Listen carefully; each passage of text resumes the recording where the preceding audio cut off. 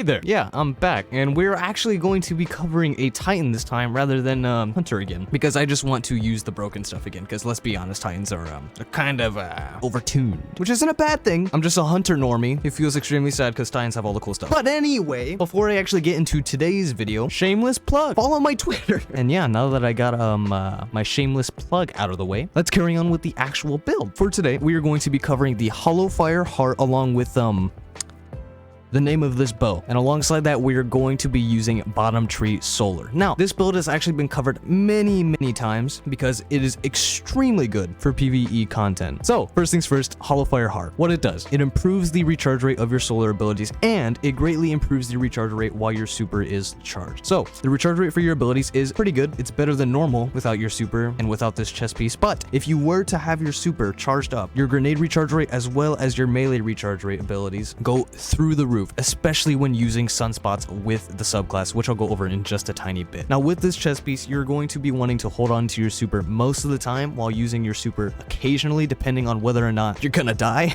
At least that's the way I use it. I don't know if I'm using it wrong or if I need to clear ads extremely fast without my abilities. And we're going to be using the bow to also complement the chest piece and our abilities all together. But I'll go over the bow and the rest of my weapons after I finish up the subclass. So next thing I want to cover is these 3 perks right here. First things first, Sun Warrior. Passing through a sunspot causes your grenade and melee abilities to recharge faster and your super to last longer. This is going to be further increasing our recharge rate for our grenade and our melee, and this plus Hallowfire heart make it so that our recharge abilities are incredibly fast. You know the Grenadier perk within strikes? It basically makes our grenade recharge rate just like that. That might be false advertisement, but at least I'm telling you. Now alongside that, we also have Soul Invictus. Solar ability kills restore your health, grenade melee ability and Sun Warrior kills leave a deadly sunspot in their wake. And the next ability that I want to go over is Mortar Blast. Strike an enemy with this melee ability to release a solar explosion. Now this pairing up with our bow, our trusty little bow that's also creating tons of solar explosions, make a very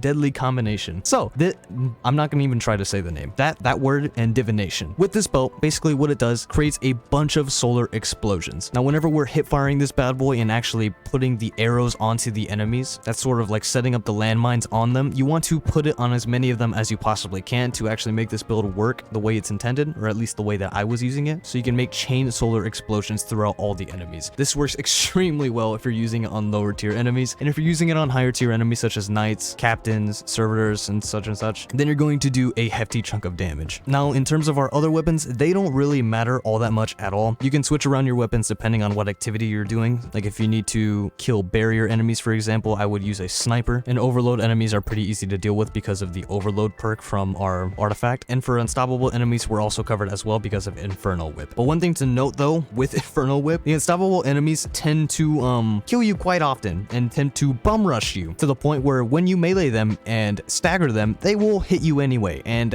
one-shot you. So be very careful with how you use that. I'm using a sniper along with a rocket launcher. Weapons can be whatever you want. Now with that out of the way, let's move on to stats. For stats can be whatever you want. I prefer to spec into my grenade as much as I possibly can, but specking into your melee might not be a bad idea either. If you spec into your melee ability, then you will not need a mod that I will go over in a little bit, which is heavy-handed, but honestly, I wouldn't spec into strength. If I were to recommend anything to you, I would recommend specking into resilience, discipline, and recovery. Now, finally, let's get to the good stuff, the mods, the juicy stuff, the reason why you're here, most likely. So first off, I'll go over the Charge of Light mods, and then I'll go over the side mods, and then we'll call it there. So first one that I want to go over is, like I mentioned earlier, heavy-handed. Now, heavy-handed, while charged with light, regain half of your melee energy when you use a charged melee ability, consuming 1 stack of charged with light. With this, alongside our other ability recharge rate, we're going to have our melee back all the time because we're going to be charged of light all the time. Now, the reasoning for why we're going to be charged of light all the time is because of elemental ordnance as well as elemental charge. Elemental ordnance is going to be spawning wells on the ground, elemental wells on the ground, because whenever we defeat a combatant with a grenade, it will spawn that elemental well. And whenever we pick up those elemental wells, because of elemental charge, we will become charge of light and we will gain 2 stacks of charge of light for that matter. So I'm going to mention it again. Our Hallowfire as well as our sunspots increase our ability recharge rate drastically. So we have our grenade back all the time. And if we have our grenade back all the time, we will be proccing elemental ordnance as well as elemental charge all the time. So we will constantly be charged of light. And that is pretty much it for the actual charge of light mods. For the other 2 mods, I have warmind cell mods. Now for these 2 mods, you don't necessarily need them at all. You just just further increases your AoE and add clear potential. But once again, you don't need them at all. Your Hallowfire heart, sunspots, as well as your bow will be perfect add clear enough. Also, if you don't have the bow, sunshot is also a great option. Anyway, first warmind cell mod is Wrath of Rasputin. Solar splash damage final blows have a chance to create warmind cells. Now for this mod, it's honestly pretty self-explanatory. Our entire setup, everything that we're using is pretty much solar damage. So every time we get a kill with one of our abilities, or even our bow for that matter, since we're going to be proccing our bow on as many enemies as we possibly can, nearly every time we get a kill, we're going to have a chance to spawn a warmind cell. Now, another mod that would pair amazing with Wrath of Rasputin is Rage of the Warmind, and what this does is adds additional solar damage to the explosions of warmind cells you destroy. But I don't have Rage of the Warmind, so instead I'm using Global Reach,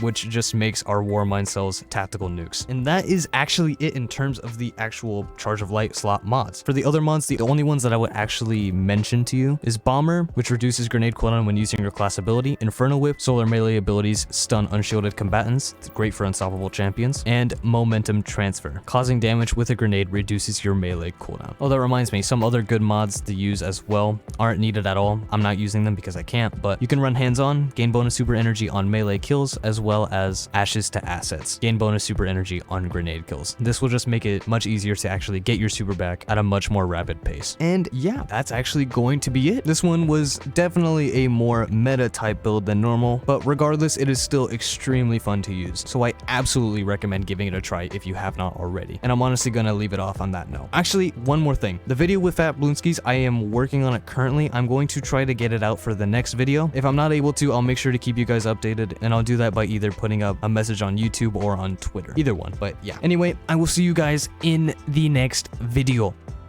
Peace.